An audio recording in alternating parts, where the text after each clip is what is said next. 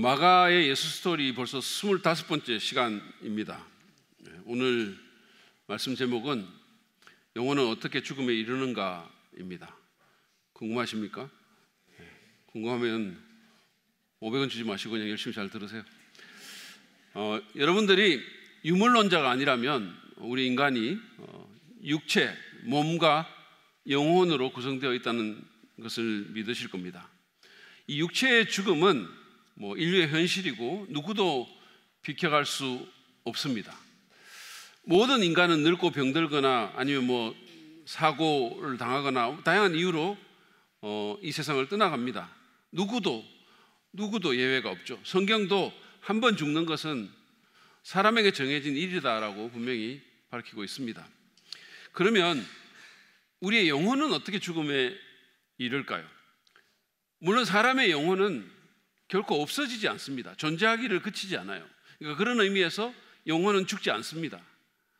그러나 다른 측면에서, 다른 의미에서 영혼은 죽을 수 있죠.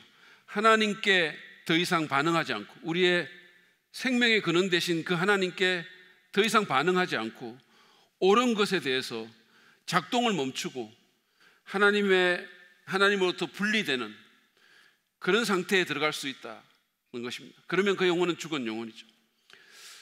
예수님을 믿으면 우리 영혼이 하나님으로부터 분리되지 않습니다. 우리는 영원히 그분 안에 있게 되죠. 그런 의미에서 믿는 자는 이 영혼이 죽는다는 그 의미가 정확하게 해당되지는 않겠지만, 그러나 그럼에도 불구하고 신자의 영혼이 생명력을 잃을 수는 있습니다. 실존적인 의미에서 죽을 수는 있죠. 시편 106편에 보면 하나님께서 이스라엘 백성들에 대해서 그 영혼을 파리하게 하셨다 이런 표현을 하는데, 우리 영혼이 그렇게 될 수 있다는 거죠. 파리하게 될 수 있습니다. 저는 오늘 마가복음 6장 14절부터 29절의 본문을 갖고 영혼의 죽음이라는 주제로 말씀을 나누기를 원합니다. 오늘 본문의 내용부터 좀 간단히 살펴보기를 원합니다. 오늘 본문의 주인공은 예수님이 아닙니다. 예수님은 그냥 그 예수가 유명해졌다라는 그 문구 외에는 더 이상 등장하지도 않습니다. 그러면 주인공이 누굴까요? 바로 침례자 요한과 헤롯입니다. 저는 오늘 이 헤롯이라는 사람에 좀 초점을 두고 여러분과 말씀을 나누려고 합니다. 이 17절부터 29절까지는 이 헤롯이 어떻게 요한을 죽였는지에 대한 얘기가 나오고, 14절부터 16절은 그렇게 죽이고 난 후에 헤롯이 예수님의 소문을 듣고 어떤 반응을 보였는지가 기록이 되어 있습니다.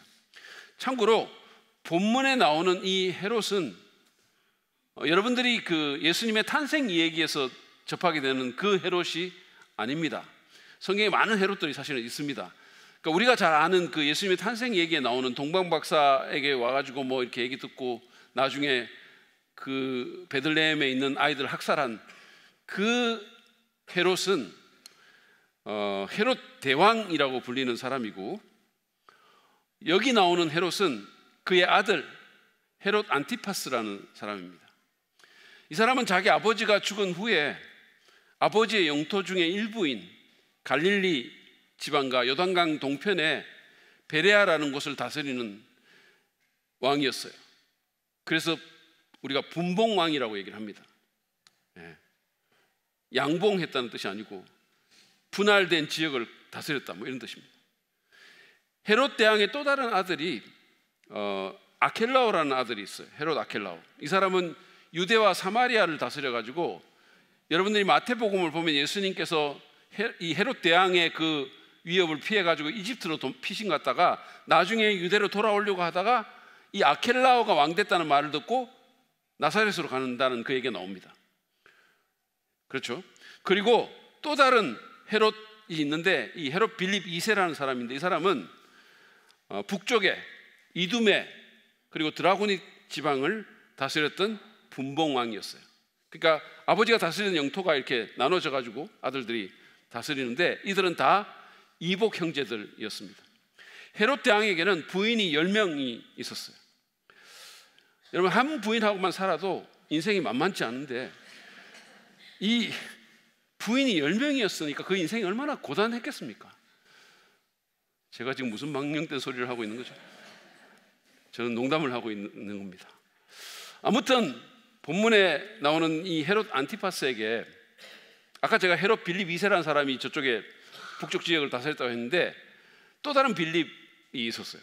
그 아들이, 그러니까 헤롯 안티파스의 이복 형제죠. 또 다른 이복 형제가 있는데 헤롯 빌립 1세라는 이 사람이 있었습니다. 근데 이 사람은 앞에 나온 빌립처럼 왕이 아니고 그냥 사인이었습니다. 그냥 사적인 시민이었어요. 그러니까 이 사람은 로마에서 헤로디아라는 여자를 만나가지고 헤로디아하고 결혼을 하고 거기서 아주 호화로운 생활을 합니다. 근데 어느 날 이제 이 헤롯 안티파스가, 이 분봉왕이었던 헤롯 안티파스가 자기 형을 만나러 로마에, 형인지 동생이겠죠. 동생을 만나러 로마에 갑니다. 가서 거기서 제수씨를 만나죠. 헤로디아를 만납니다. 이게 참 잘못된 만남이에요. 어쨌든 이 만남이 그 두 사람을 굉장히 불행하게 사실은 만듭니다. 나중에 이 헤로디아의 그 욕망과 이 질투심이 결국은 헤롯 안티파스를 몰아붙여가지고 결국 왕의 자리를 빼앗기고 유배지에서 말년을 보내는 그런 인생이 되고 마는데, 어쨌든 두 사람이 거기서 만나게 돼요. 안티파스가 자기 제수지 헤로디아를 유혹해서 빌립을 떠나게 만들고 자기도 자기 아내를 버립니다. 그 아내가 나바티아 왕국의 공주 출신인데 그 아내를 버리고, 그래서 두 사람이 결혼을 하죠. 잘못된 만남이고, 이 결혼은 불륜이고, 그뿐만 아니라 유대인들의 율법에 위반되는 것입니다. 유대인들에게는 엄청난 스캔들이 된 거죠. 여러분, 제가 이런 지금 사실은 성경에 나오는 얘기인데, 이게 영국 왕실에서 일어났던 그 다이애나 스캔들보다 더 어떻게 보면 추해요. 이게 여러분은 교회에 와서 이런 얘기를 들을 것이라고 생각을 잘 못했을 수 있어요. 제가 지금 스캔들 얘기를 여러분에게 해드리려고 하는 겁니다. 보통 설교 들을 때보다 훨씬 더 눈이 초롱초롱해지는 것 같아요. 자, 이렇게 돼서 이 두 사람이 사실은 헤롯은 이두메 사람이거든요. 에돔 사람이니까 유대인들에게는 이게 엄청난 정말 이 추문이고 용납할 수 없는 그런 일이었죠. 그렇지만 왕의 권력이 무서워서 아무도 무슨 말을 못하고 있는데, 한 이상한 낙타 트롯을 입은 사람이 나타나서 계속해서 이게 잘못됐다고 얘기를 하고 회개를 촉구합니다. 18절에 그게 나와 있어요. 이 사람이 누구냐 하면 바로 예수님의 길을 예비했던 위대한 선지자, 침례자 요한이었습니다. 이 일로 인해서 이 요한이 헤롯에게 잡히죠. 그래서 17절에서 말한 것처럼 투옥을 당합니다. 근데 1세기의 유대인 역사가였던 요세푸스에 의하면 이 요한은 사해 동쪽에 있었던 마케루스 산성 지하 감옥에 gat히게 됩니다. 사진을 한번 보시죠. 그 유적지가 지금도 남아 있고, 계속 좀 보여주세요. 그거를 기반으로 해서 이제 이런 그림을 그린 거죠. 이런 식의 어떤 산성이 있었고, 산에 있는 성이 있었고, 이거는 감옥이죠. 그래서 이런 곳에 이제 헤롯을, 이건 유적지예요. 헤롯을 가둡니다. 요한을 가두죠. 근데 마가복음 1장 14절에 보면 요한은 예수님에게 침례를 베푸는 그런 일이 나오는데, 그 일이 있고 나서 얼마 안 있다가 투옥이 돼요. 그러니까 지금 이 시점은 투옥된 지 한 1년 반 정도가 지났을 때입니다. 근데 19절부터 20절에 보면 이 헤롯 부부의 요한에 대한 감정 상태가 나오는데, 부부가 좀 달랐어요. 온도차가 좀 있었습니다. 성경 말씀 한번 보시죠. 헤로디아는 요한에게 원한을 품고 요한을 죽이려고 하였으나 뜻을 이루지 못하였다. 그것은 헤롯이 요한을 의롭고 성스러운 사람으로 알고 그를 두려워하며 보호해 주었고, 또 그의 말을 들으면 몹시 괴로워하면서도 오히려 달게 들었기 때문이다. 다르죠? 여러분, 둘 중에 누가 더 독합니까? 헤로디아죠. 이스라엘의 왕 중에 아주 악한 왕이 있었는데, 아합 왕이라는 왕이 있었어요. 북이스라엘에. 그 사람에게 아주 또 악한 왕비가 있었는데 이세벨이라는 왕비입니다. 아합과 이세벨 중에 누가 더 독했을까요? 이세벨이죠. 이세벨. 그러니까 이 여자들이 훨씬 더 독하고 대담한 겁니다. 그러니까 여러분, 남자들은 조심하시면서 살아야 돼요. 특별히 나이가 들어갈수록. 아무튼 그 헤로디아는 요한을 죽이려고 했는데 왕인 남편이 그를 보호했기 때문에, 그리고 그를 두려워했기 때문에 뜻을 이루지 못한 채 기회만 보고 있었어요. 마가는 헤롯이 이 요한의 영성과 도덕성을 인정했고 그를 두려워했다 그랬어요. 그의 영적인 힘, 그의 어떤 영향력, 이런 걸 두려워한 거죠. 헤롯은 또한 요한이 전하는 그 말씀을 괴로워하면서도, 그러니까 번민했다는 거죠. 그 말씀이, 왜냐하면 자기의 죄를 지적하는 말씀이고 요한은 선지자니까 하나님의 율법의 말씀이 그 마음에 꽂히니까 괴로운 거죠. 그러니까 번민하면서도 동시에 달게 들었다, 이렇게 얘기했어요. 그러니까 어떻게 보면 양심이 남아있는 거죠. 작동하고 있는 거죠. 살아있는 거죠. 그러던 어느 날 이 헤로디아에게 기회가 왔습니다. 21절에 말하는 것처럼 헤롯이 자기 생일에 고관들과 천부장들과, 여기 성경에서 천부장은 그 군인들입니다. 로마 군인들이에요. 군인 장군들이죠. 천부장들과 갈릴리의 요인들을 청하여 잔치를 베풀었어요. 자기 지지 기반들입니다.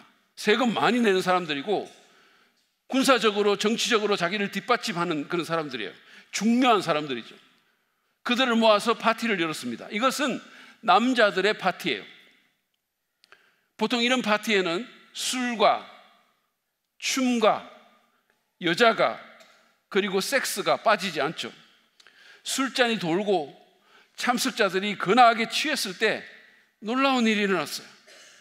헤로디아의 딸이 춤을 추기 위해서 플로어에 나온 겁니다. 이 딸은 사실은 헤롯 안티파스의 딸이 아니고 그 전 결혼해서 나온 딸, 빌립의 딸이죠.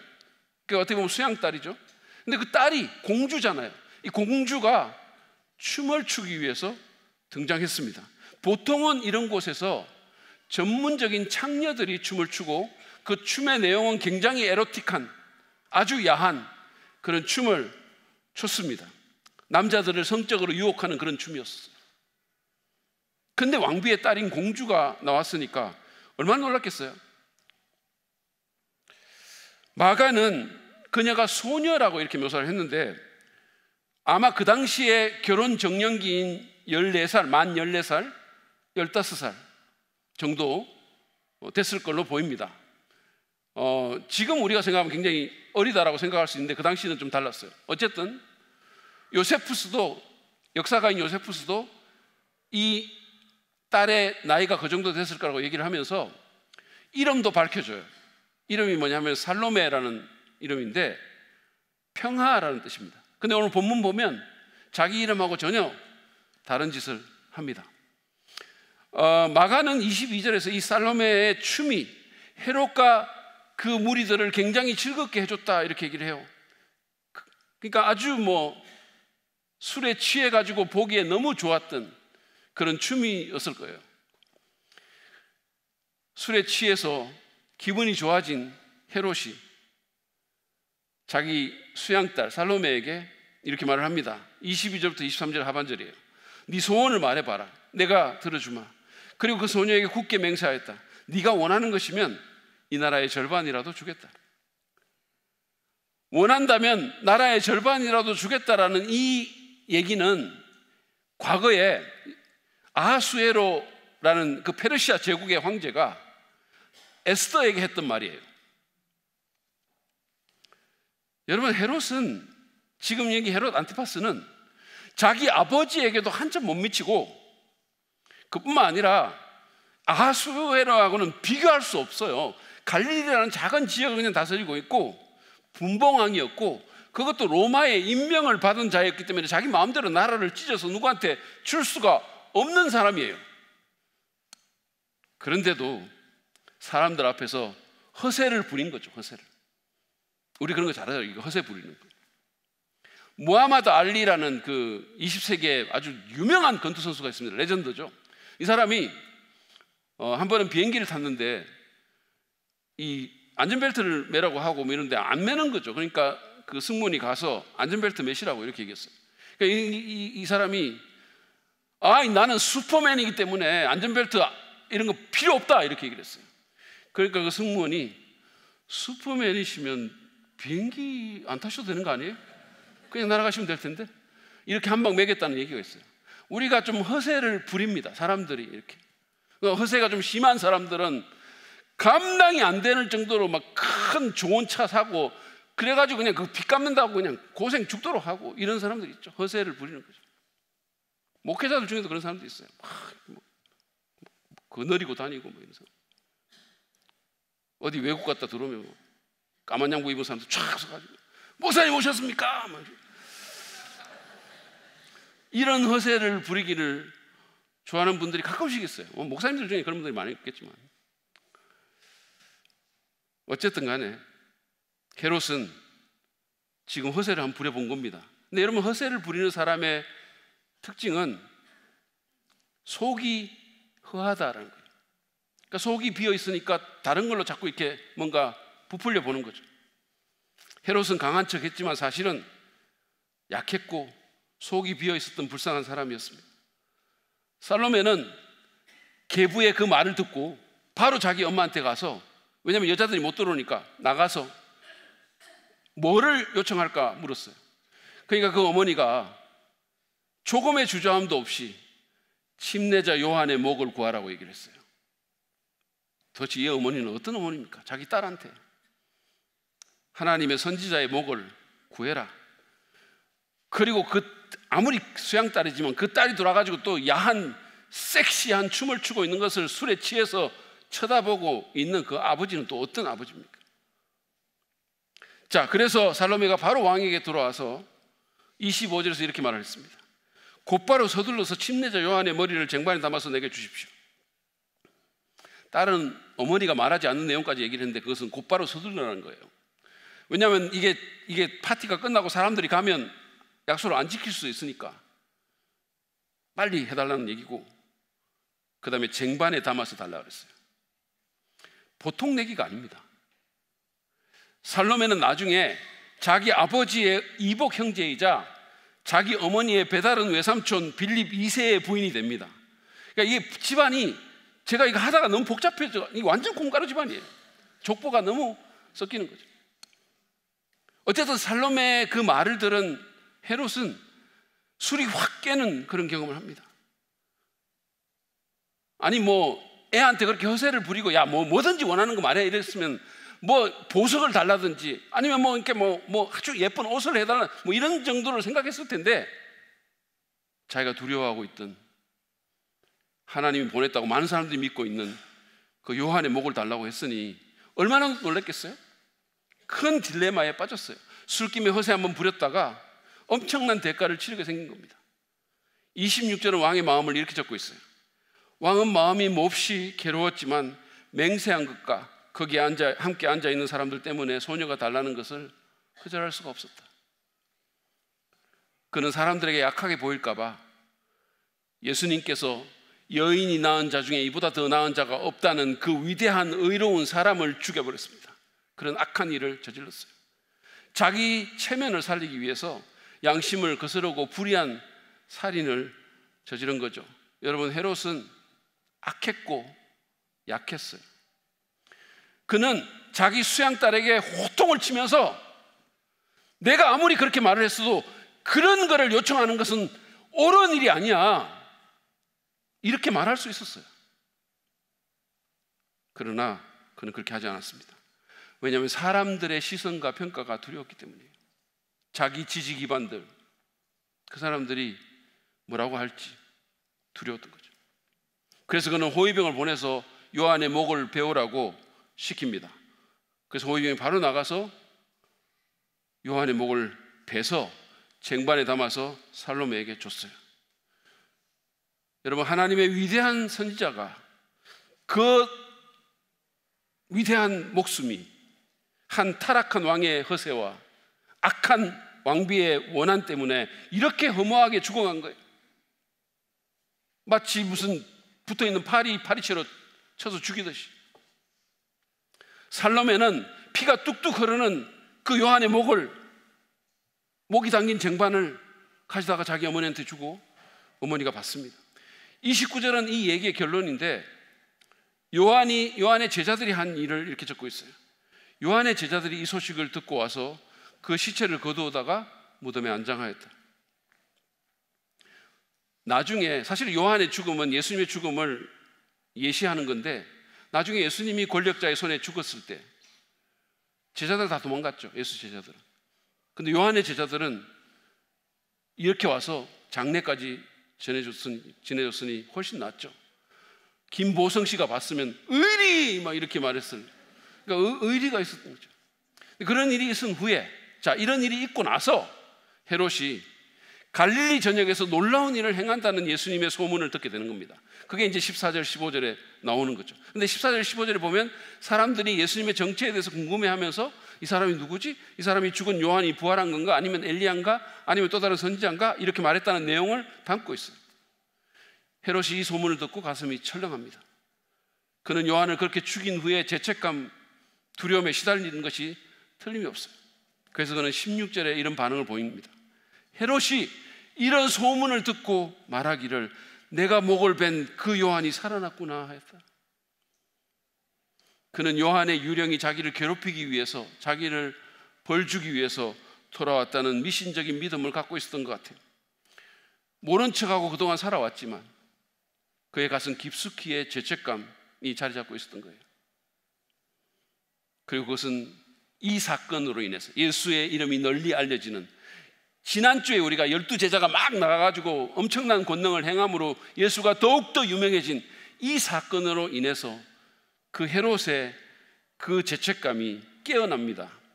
그리고 다시 그를 괴롭혀요. 그러면 적어도 이때는 양심이 작동하고 있었다고 보면 되겠죠. 근데 나중에 예수님의 십자가 사건 때 이 헤롯이 한 번 더 등장하는데, 그때는 전혀 다른 모습을 보입니다. 누가복음 23장 6절에 보면 로마 총독이었던 빌라도가 예수님을 재판을 하다가 예수가 갈릴리 사람이라는 걸 알고 갈릴리의 분봉왕인 헤롯의 관할하에 있다는 것을 알게 돼요. 그런데 마침 그때 헤롯이 예루살렘에 와 있게 됩니다. 그래서 그를 헤롯에게 보내죠. 안티파스입니다. 그러니까 헤롯이 이 예수님에게 어떤 반응을 보였을까요? 누가복음 23장 8절부터 12절은 이렇게 말합니다. 보세요. 헤롯은 예수를 보고 매우 기뻐하였다. 그는 예수의 소문을 들었으므로 오래전부터 예수를 보고자 하였고, 또 그는 예수가 어떤 기적을 일으키는 것을 보고 싶어 하였다. 그래서 그는 예수께 여러 말로 물어보았다. 그러나 예수께서는 그에게 아무 대답도 하지 않으셨다. 그런데 대제사장들과 율법학자들이 곁에 서 있다가 예수를 맹렬하게 고발하였다. 헤롯은 자기 호위병들과 함께 예수를 모욕하고 조롱하였다. 그런 다음에 예수에게 화려한 옷을 입혀서, 조롱이죠, 조롱, 빌라도에게 도로 보냈다. 헤롯과 빌라도가 전에는 서로 원수였으나 바로 그날에 서로 친구가 되었다.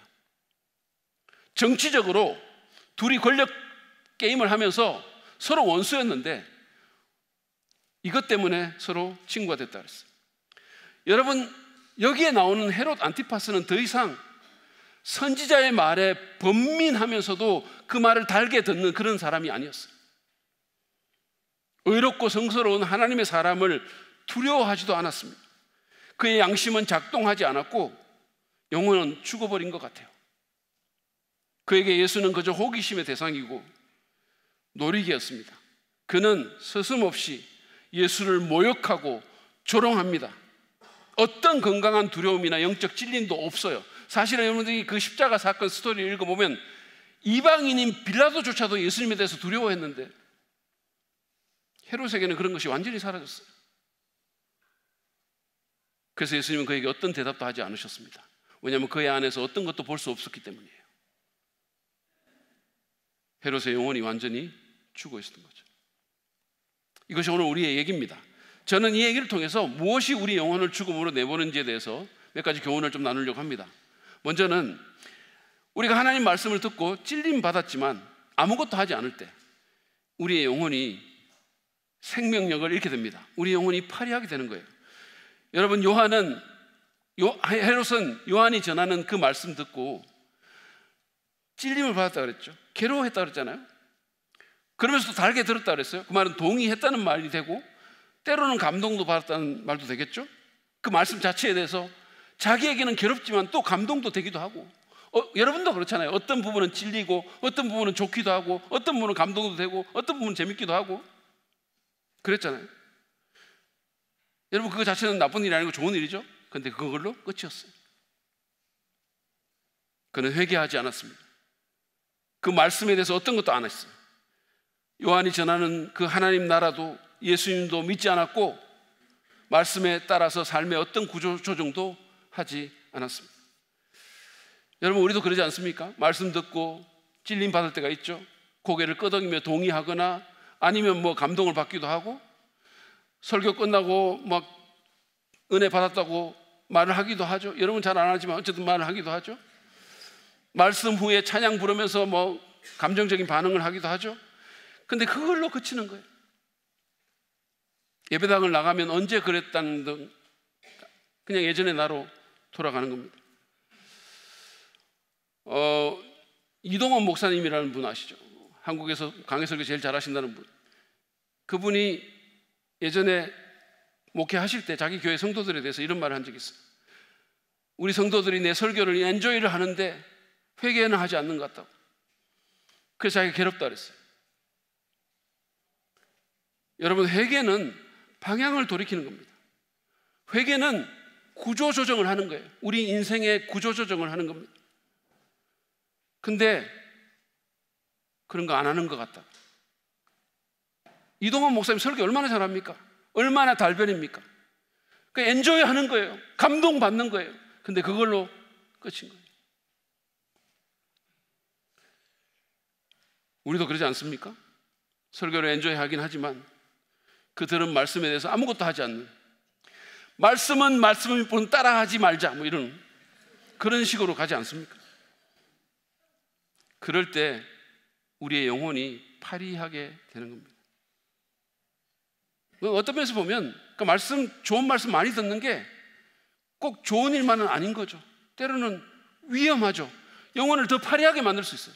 제가 이렇게 말하면 이제부터 말씀 안 들어야 되겠다, 다음 주부터 안 나와야지 이렇게 반응하는 사람이 혹시 있을지 모르지만 그런 뜻이 아닌 줄 잘 아시죠? 우리는 그냥 듣기만 하는 것이 아니라 말씀에 실질적이고 구체적으로 반응해야 됩니다.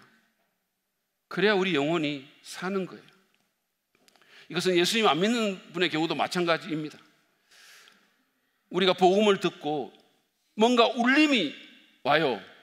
저도 예수님 안 믿을 때 생각하면 가끔씩 이렇게 울림이 올 때가 있어요. 그런데 회개하고 그걸 믿지 않으면 여전히 영적으로 죽은 상태에 머물 수밖에 없다라는 거죠. 오히려 영적 내성이 생겨서 더 나빠질 수 있어요. 약 자꾸 먹으면 내성 생겨가지고 더 안 듣는 것처럼. 사도행전에 보면 유대의 총독인 벨릭스라는 사람이 나오거든요. 근데 이 사람이 복음에 대해서 잘 알고 있었고 예수님에 대한 믿음과 심판에 대한 그 말씀, 바울의 설교를 듣고 찔림을 받아가지고 두려움까지 느낍니다. 그는 거의 그리스도인이 될 뻔했는데 자기 영혼의 목적지가 천국으로 바뀔 뻔했는데 그걸로 끝이, 아무것도 안 하는 거예요. 여러분, 우리가 말씀을 들었다면 감정적인 반응에서 그치지 말고 지적인 동의에서 그치지 말고 회개와 믿음 그리고 순종으로 나가야 됩니다. 구체적인 순종으로, 하나라도 작더라도. 그래야 우리 영혼이 살게 되는 거죠. 두 번째로, 우리는 하나님보다 사람의 시선이나 평가를 더 의식하고 두려워할 때 영혼의 죽음을 경험할 수 있습니다. 우리 영혼이 실질적으로, 실존적으로 파리해질 수 있다는 거예요. 헤롯은 살로메가 요한의 목을 요구했을 때 그게 옳지 않은 일임을 잘 알았죠. 그는 요한이 의롭고 성스러운 사람이라는 것도 알았고 그에 대한 두려움도 갖고 있었어요. 그러니까 하나님이 보내신 사람이라는 걸 인정했다는 얘기죠. 그럼에도 그는 살로메의 불의한 요구에 굴복해서 이 요한이라는 위대한 인물을 죽이는 만행을 저질렀어요. 왜 그랬을까요? 거기 파티장에 있는 그 유력한 사람들의 시선을 하나님보다 더 의식했기 때문이에요.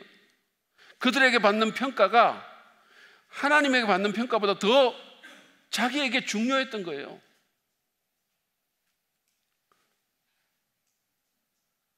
그 사람들이 뭔가 잘못 생각하면 내가 목숨보다 소중히 여기는 이 왕직을 잃을 수도 있겠다라는 생각을 한 거죠. 우리가 우리 직장에 대해서, 우리 커리어에 대해서, 우리의 돈에 대해서, 우리 자식에 대해서 그렇게 생각하는 것처럼. 여러분 어떻습니까? 우리가 하나님을 믿는다고 말은 하지만 실질적인 삶의 현장에서 하나님보다 사람들의 시선이나 평가를 더 두려워하지는, 더 의식하지 않습니까? 하나님보다 사람을 더 두려워하고 더 의식하고 살지는 않을까요? 이번에 치교회에서 우리 교육자들이 이제 회의하고 단체 사진 하나 찍었는데, 사진 촬영 후에 윤 목사님이 배를 집어넣었어야 되는데 깜빡했네 이랬어요. 그러면서 안타까워했습니다. 근데 그러든 말든 하나님은 그 배의 진실을 아시죠.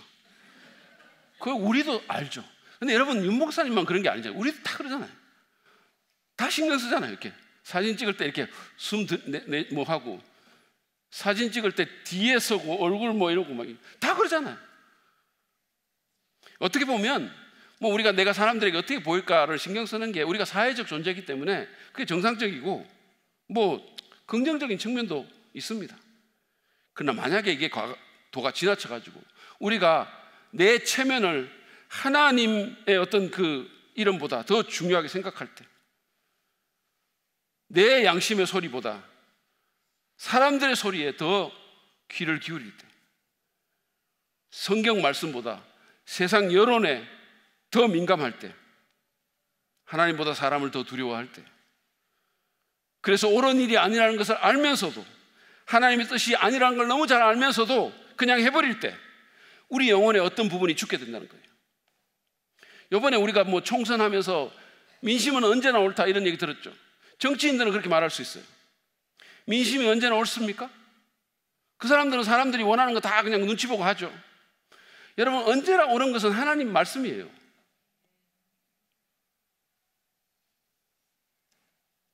코람 데오라는 말을 들어보셨을 겁니다. 종교개혁자 칼빈의 좌우명으로도 유명한 말인데, 이게 라틴어인데 하나님 앞에서라는 뜻이에요.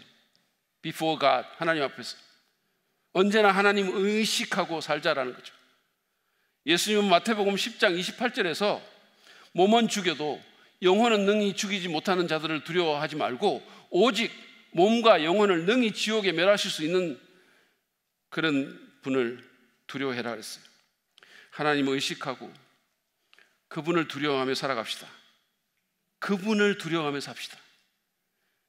왜냐하면 그분이 우리의 생사화복을 진짜로 주관하실 수 있는 분이니까요. 그분을 두려워하고 살아갑시다. 그럴 때 우리의 영혼이 살게 되는 거예요. 그런 경건한 두려움이 우리의 영혼을 살리는 겁니다. 마지막으로 우리가 양심을 깨우는 회개의 기회를 거듭 거부할 때 우리 영혼은 죽습니다. 실존적인 의미에서 파리해진다는 말씀이에요. 생명력을 잃는다는 거예요. 오늘 본문을 보면 헤롯이 요한을 죽인 후에 예수의 소문이 헤롯 왕에게 미쳤다 이런 얘기가 나오죠.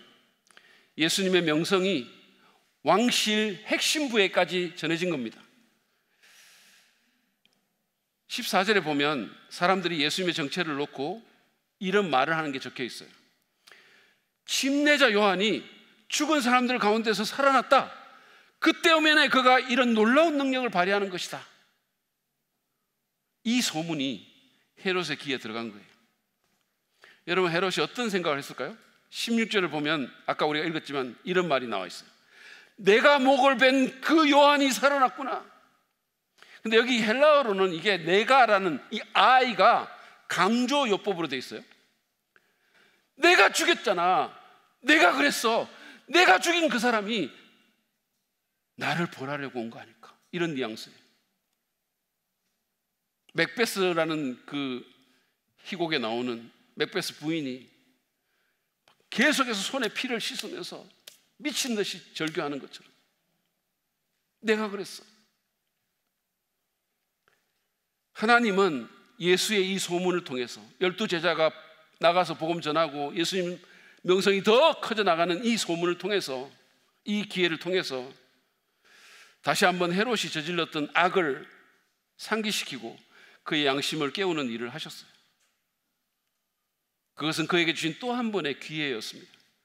회개할 기회, 예수님을 믿고 용서받을 수 있는 기회였었어요. 그 소문에 들리는 그 예수님을 직접적으로 믿을 수 있는 기회였다는 말씀이에요. 그러나 그는 그 기회를 살리지 못했고 결국은 그의 영혼이 죽음을 향해서 나간 겁니다. 여러분, 하나님은 우리가 죄를 범하면 하나님과 사람에게 자백하고 돌이키시기를 원합니다. 하나님은 우리가 하나님과 관계가 멀어졌을 때 관계가 다시 회복되고 가까워지기를 원하십니다. 그런데 우리는 종종 그렇게 하기를 거부하죠.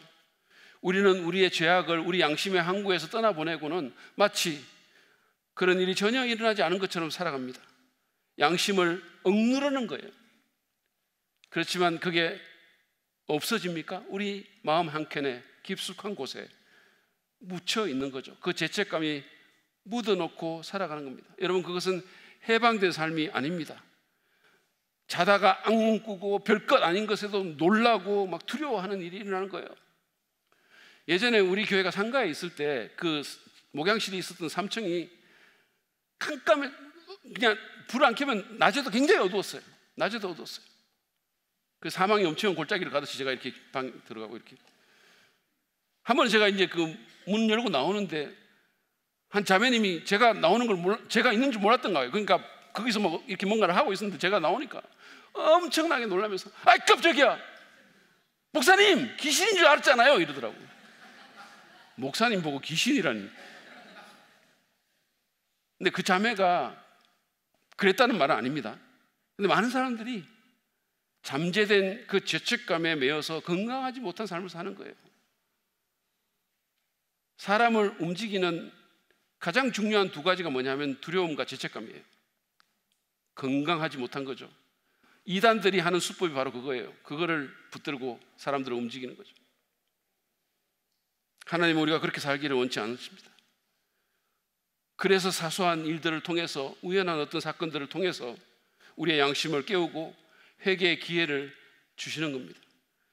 누군가의 우연한 말이나 어떤 소리, 냄새, 얼굴의 표정 같은 걸 통해서, 아니면 우연히 유튜브에 들어갔는데 우연히 뭔가가 이렇게 들려가지고 예수의 소문을 듣게 되는 거죠. 우연히 옛날의 기억이 소환되는 거죠. 해결되지 않았던, 여전히 마음속에 품고 있는 잘못된 것들. 그래서 우리를 다시 하나님 앞에 불러 세우는 겁니다. 여러분, 우리는 이 기회를 붙들고 하나님께 나아가서 회개할 것을 회개하고 정리할 것을 정리해야 되는 거예요. 예수의 소문만 들을 게 아니라 그 예수를 만나야 되는 거예요. 그 예수님으로부터 용서를 받아야 되는 거예요. 그렇지 않으면 우리의 영혼이 병들고 파리하게 될 것입니다. 여러분, 최근에 여러분의 양심을 깨우는 어떤 일이 있었나요? 우연한 어떤 일로 인해서, 사소한 사건들을 통해서 회개의 기회로 주님이 초대하시는 것 같습니까? 그 기회를 붙들고 주님께 나가십시오. 하나님은요, 요한을 죽인, 이 위대한 사람을 죽인 이 악한 헤롯에게조차도 다시 한번 회개할 수 있는 기회, 회복할 수 있는 기회, 예수를 만날 수 있는 기회를 또 주신 거예요. 그 기회에 예수의 소문을 들려주시면서 옛날에 그 사건을 상기시키고 해결받고 회복하고 새롭게 나가기를 원하셨던 거죠. 여러분, 주께서 우리에게 회개와 회복의 기회를 주실 때 주님께 나가십시오. 그래서 죄를 인정하고 자백하고 하나님의 용서를 구하고 심령의 깨끗함을 받으시기를 바랍니다. 그럴 때 우리 영혼이 살게 되는 거예요. 이거는 예수 안 믿는 분의 경우도 마찬가지예요. 하나님은 여러분에게 회개하고 예수 믿을 기회를 계속해서 주시는 거죠. 지금이 그런 기회일 수도 있어요. 여러분의 죄를 인정하고 돌이켜서 예수 그리스도를 나의 구주로 믿으십시오. 나 혼자서는 이 문제를 해결할 수 없습니다. 나 혼자서는 이 실존적인 죽음의 문제를 해결할 수 없습니다. 이 죄의 문제도 나는 해결할 수가 없습니다. 그렇게 하지 않으면 여러분은 헤롯처럼 될 수 있어요. 예수님에 대해서 점점 더 무감각해지고 양심은 딱딱해지고 영혼이 죽게 되는 거죠. 그것은 가장 무섭고 끔찍하고 우리 인간이 만날 수 있는 가장 불행한 일입니다. 그러므로 회개의 기회를 무시하거나 흘려보내지 말고 예수님을 믿으십시오. 여러분의 귀에 소문으로 듣던 그 예수를 만나시기 바랍니다. 그러면 여러분의 영혼이 하나님 앞에서 살아나게 될 것이고 여러분이 새롭게 시작하는 기회가 되고 축복이 있을 것입니다.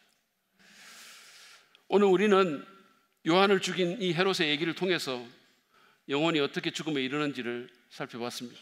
하나님 말씀을 듣고 찔림을 받았지만 아무것도 하지 않을 때, 하나님보다 사람의 시선을 더 의식하고 그들의 평가를 더 두려워할 때, 그리고 양심을 깨우는 그 회개의 기회를 거듭해서 거부할 때 우리 영혼이 쇠하여지고 병들고 파리해지고 심지어 죽을 수 있음을 배웠어요.